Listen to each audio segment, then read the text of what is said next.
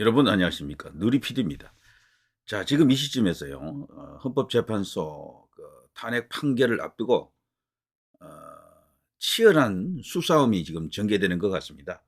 윤 대통령도 지금은 피고인 상태이죠. 그러니까 여기 재판에서 이기자면 전략이 필요합니다. 그냥 뭐 무턱대고 들어갔다가는 큰일 납니다, 이거. 그래서요, 지금 현재 윤 대통령의 의중이 정확히 무엇이다 100% 아는 사람은 뭐 윤 대통령 본인밖에 없겠죠. 그렇지만 어느 정도 지금 드러나 있는데요. 현재 헌재로부터 오는 그 모든 서류를 수정하지 않고 있습니다. 이런 방법 저런 방법이 지금 동원되고 있죠. 이걸 갖고 지금 탄핵을 하려고 하는 세력들은 뭐 꼼수다. 정말 쪽팔린다. 뭐 이러면서 그냥 비난을 하고 있습니다만 그렇지가 않습니다. 대통령은 지금 큰 어떤 스케일을 지금 그 위에서 지금 움직이고 있다라고 생각이 되고요. 그래서 지금 그 헌재로부터의 모든 서류를 지금 접수하는 것을 의도적으로 지금 안 하고 있는 거죠.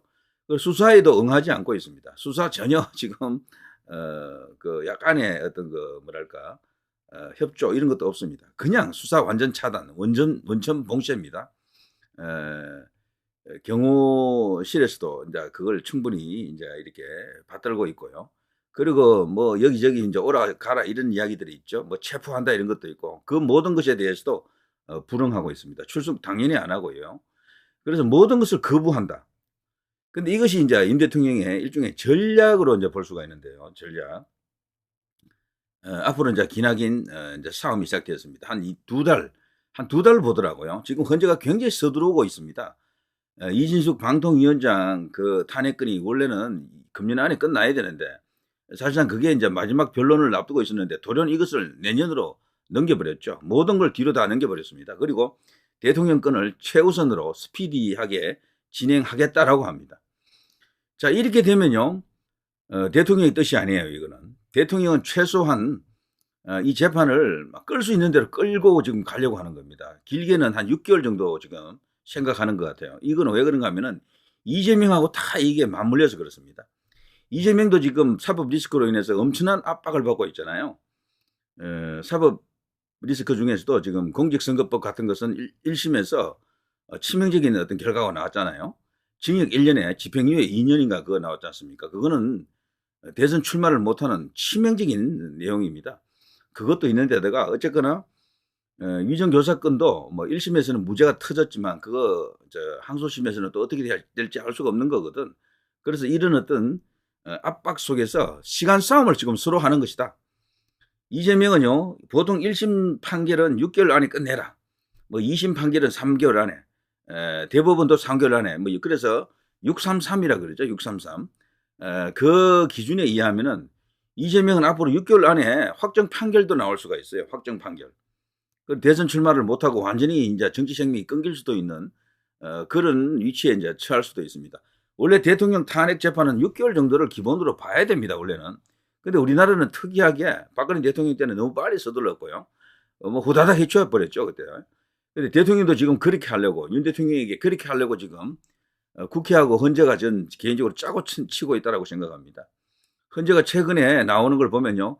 국회의장의 요구 혹은 국회의 어떤 주문에 대해서 거의 그냥 수동적으로 반응하거나 굉장히 그것을 받아들이는 쪽으로 그걸 움직이고 있다라는 그런 여러 가지 정황이 있는데요.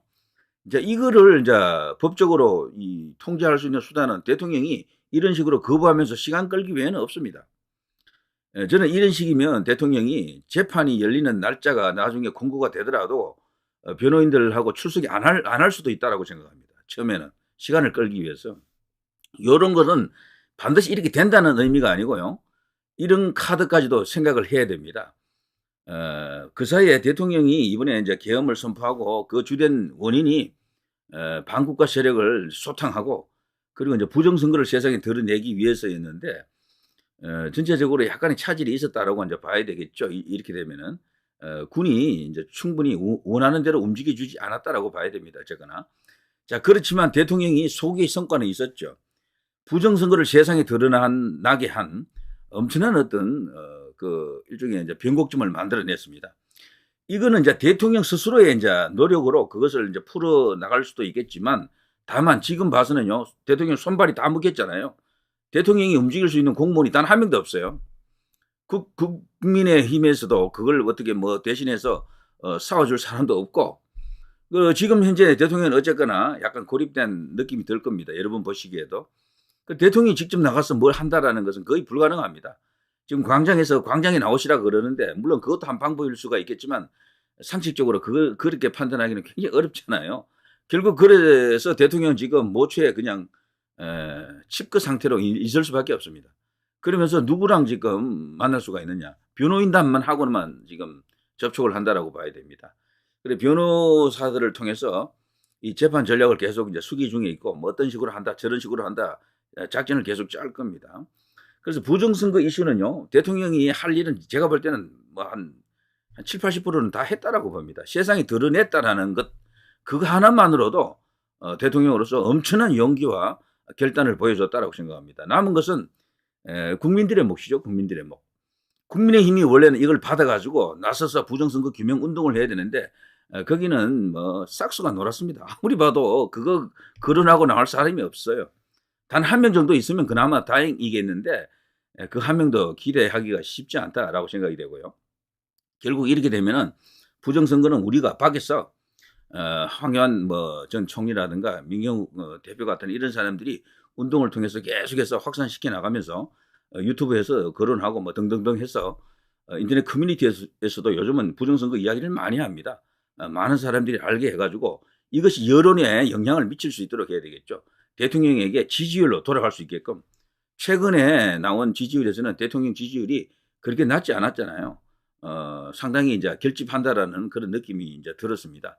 보수 결집을 통해서 대통령 지지율을 덜도 말고요. 한국 갤럽 기준으로 25, 다른 여론조사에서 35, 이 정도만 만들어주면 게임이 끝납니다. 그러면 국민의힘도 꼼짝 못해요, 사실은.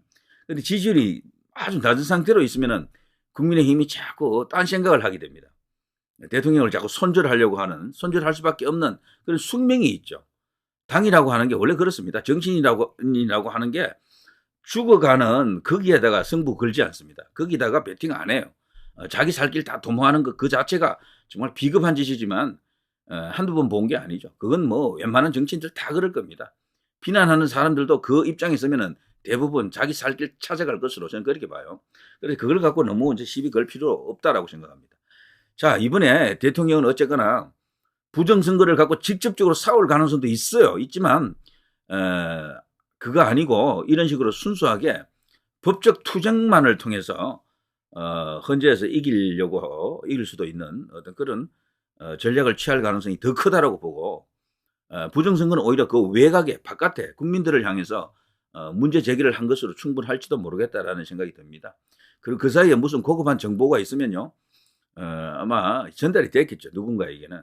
이제 그런 것들이 이제 민간으로 이제 넘어왔을 것으로 그렇게 생각할 수도 있습니다. 그래서 두고 보시면은 조금 더 고급한 내밀한 어떤 그런 자료도 발표될지도 몰라요. 누군가에 의해서 그런 것이 드러날 수도 있겠습니다. 직접 대통령이 그걸 발표하면 가장 좋겠지만, 기대는 합니다. 저는. 그렇지만 거기에 모든 걸 걸기에는 다소간 상황이 좀 깝깝하다라는 생각이 들고요. 자, 어쨌거나 대통령은 돌아올 것이다라는 믿음은 있습니다만, 상대가 상대인 만큼, 그리고 분위기가 분위기인 만큼 한쪽으로 완전히 지금 움직이고 있잖아요. 그리고 모든 언론이 이제 대통령에 대해서 이제 우호적이지 않기 때문에 사실상 조기 대선을 기정사실화 하고 있더라고요. 대부분의 메이저 미디어들은. 국민의힘도 벌써 선수들 준비하고 있습니다. 홍준표 보십시오. 벌써 차기 대선 출마 선언하던데, 그런 식으로. 홍준표뿐 아닙니다. 제가 볼 때 오세훈, 홍준표, 유승민, 안철수, 이준석 전부 다 지금 출마 채비를 하고 있어요. 전부. 조기 대선에 대해서 가능성을 보고 있기 때문에 그래요. 국민의힘 자체도 벌써 그 스타일이에요. 벌써. 그러니까 대통령이 살아오는 거고, 혼자 힘으로 살아오라는 얘기지. 혼자 힘으로.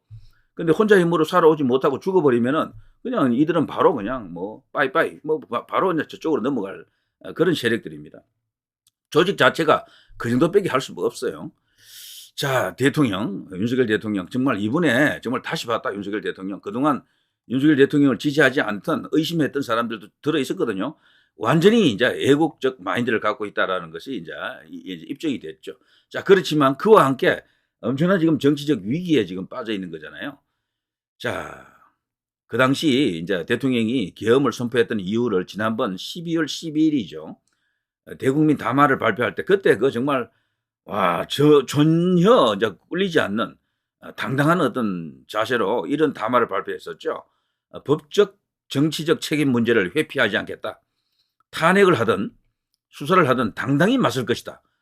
이런 어떤 발언을 했고요. 그 당시에도 야권을 향해서 저 반국가 세력을 향해서 그야말로 국가를 완전히 뒤흔들고 있다. 완전 범죄 집단이다. 뭐 그런 어떤 강한 어떤 공격성 어떤 발언도 했었죠. 그걸 보면서 대통령에게는 뭔가 있다라는 반격의 어떤 카드가 있다. 이길 수 있는 자신감이 있는 것 같다라고 이제 믿음을 주고 그랬었죠. 자, 그렇지만 현재 돌아가는 걸 보면요. 윤 대통령은 헌법재판소가 12월 16일에 보낸 탄핵 심판 관련 서류를 19일이죠. 오후 4시 현재까지 수령하지 않고 있다라고 알려지고 있습니다. 그것뿐 아니고요. 21일 현재까지도 수령하지 않고 있습니다. 21일. 현재 12월 21일까지도 현재 수령하지 않고 있어요. 그리고 공수처와 경찰, 국방부 조사본부로 구성된 공조수사본부라 그러죠. 여기 수사에는 출석 요구서가 왔었는데 그걸 수령하지 않고 있습니다. 그리고 검찰의 출석 요구에도 변호인단 구성 미완료 등을 이유로 이제 여기도 응하지 않고 있고요. 18일 검찰의 이첩으로 윤 대통령 사건이 공수처로 이제 일원화됐었죠. 그래서 조만간 다시 출석 통보를 받을 텐데요. 그때는 과연 어떤 결정을 할 것인가? 출석할 것인가? 제가 볼 때 출석하지 않을 것으로 이제 보지만 약간의 어떤 변수는 있습니다. 그 사이 이제 변수라고 하면 가장 미묘한 것은 여론의 흐름이 가장 중요해요. 여론의 흐름이. 자, 우리 언론에서는 지금요 조기 대선 이야기를 많이 합니다. 조기 대선 일정을 놓고 여야 간에 지금 수싸움을 하고 있다라는 건데요.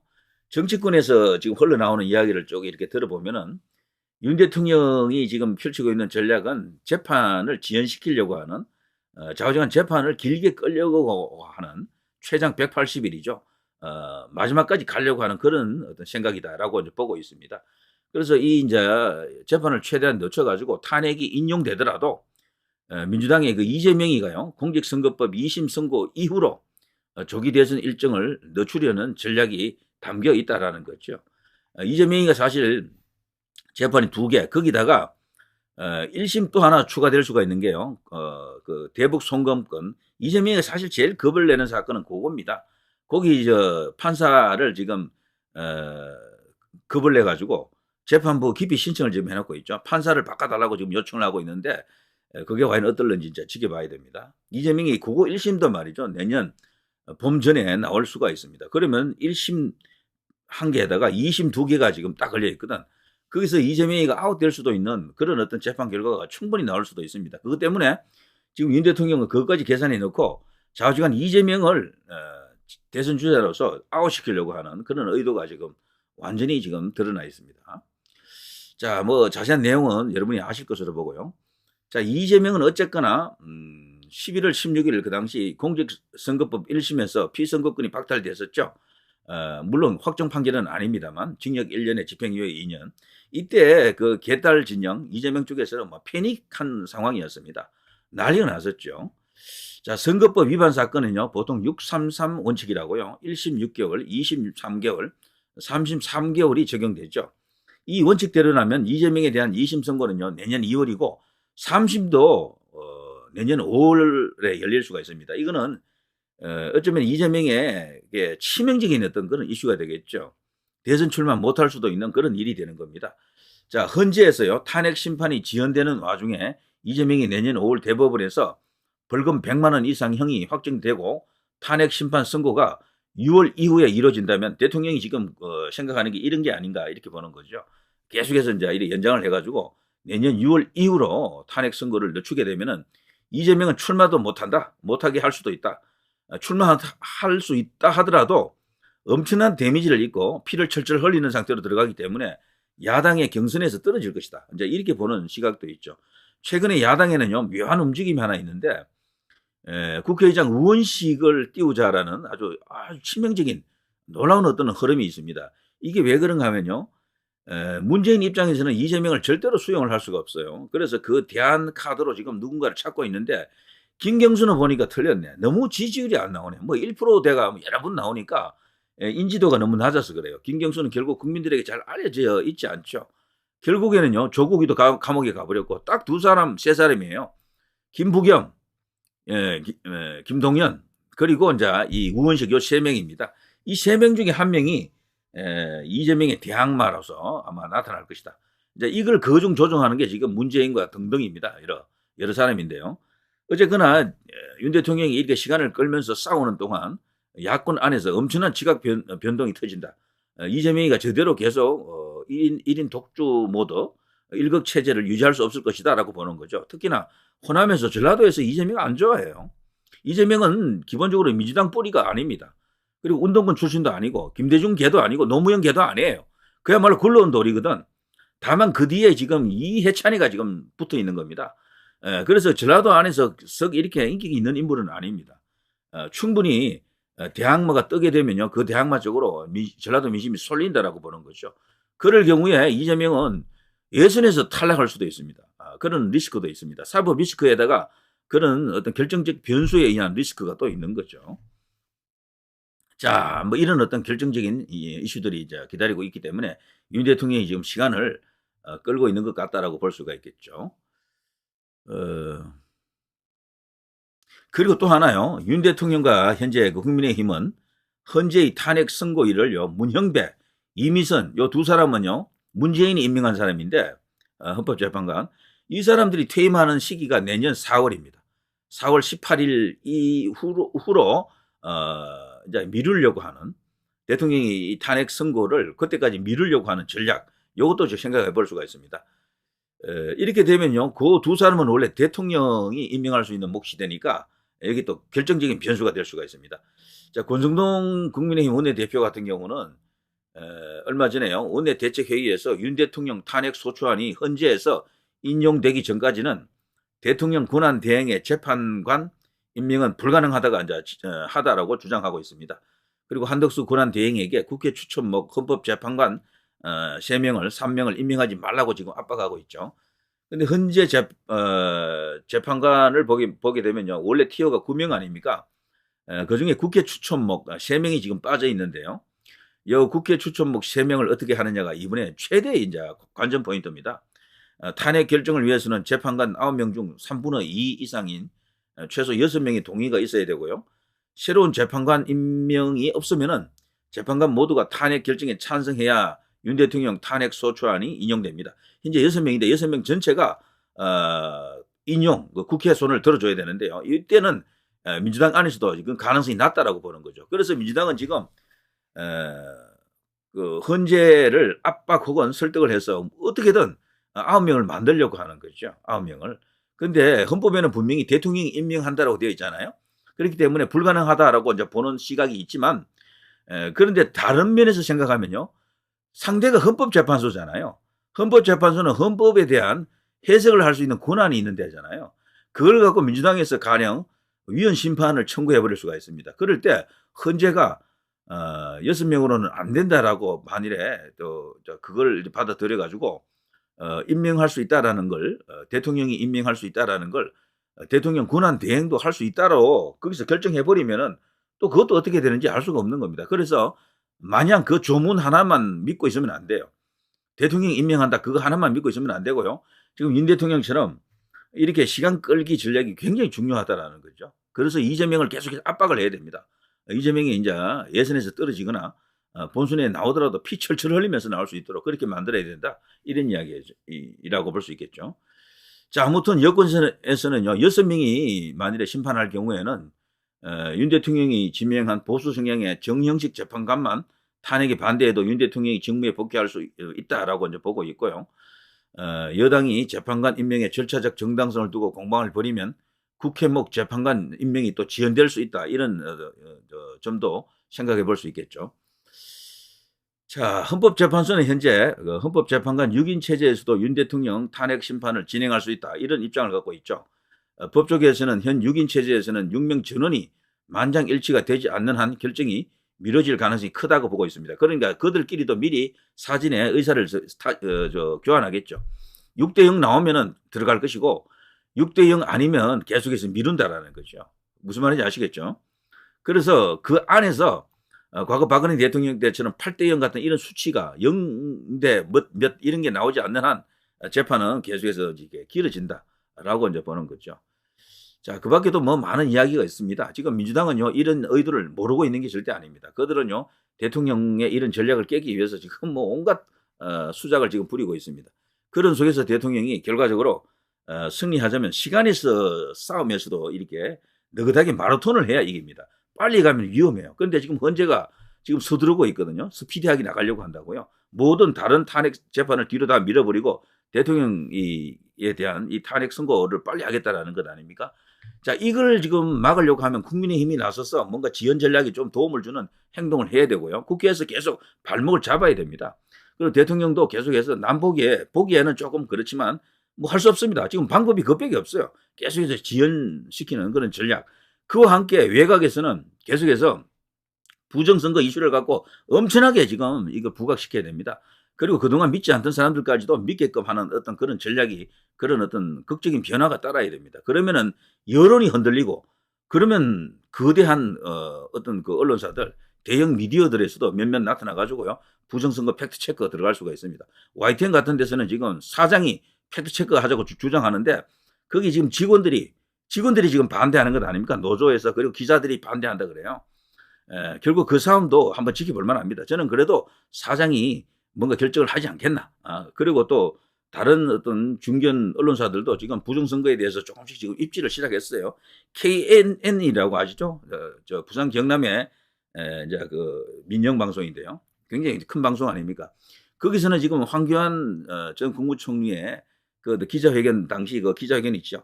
유튜브에 올려놓고 계속해서 반복해서 지금 풀 가동시키고 있습니다.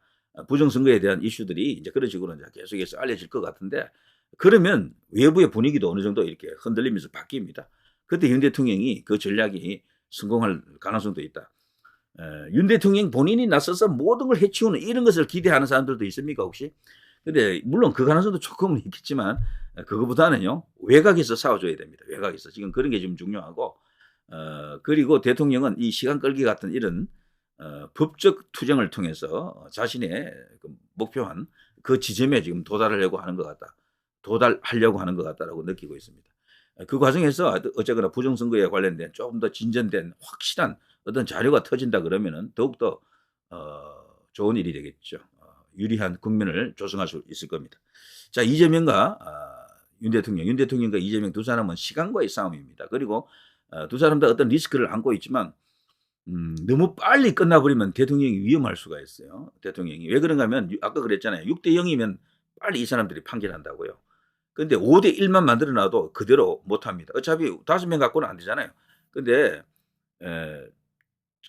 9명 체제라도 6명이 필요하거든요. 인용하려고 그러면. 그런데 6대0 되면은 그게 그래 되는 거죠. 그래서 6대0이라고 하는 것은 저들이 모든 공작이 통해 가지고 여론 흐름도 완전히 그쪽으로 쏠렸고 모든 언론, 모든 사회 분위기가 그쪽으로 쏠렸을 때 박근혜 대통령 때처럼 그렇게 되면 위험한 거죠. 자, 지금 헌법재판소가 서두르고는 있습니다만 거기에는 윤 대통령과 계속해서 그 계엄과 탄핵 이후의 상황을 애국적 시각으로 보는 재판관이 반드시 있을 것으로 한번 믿어봅니다.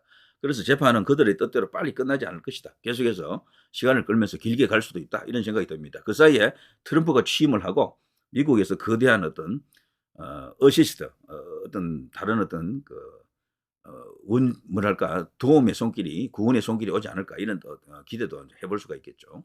자, 누리 PD 김준이었습니다.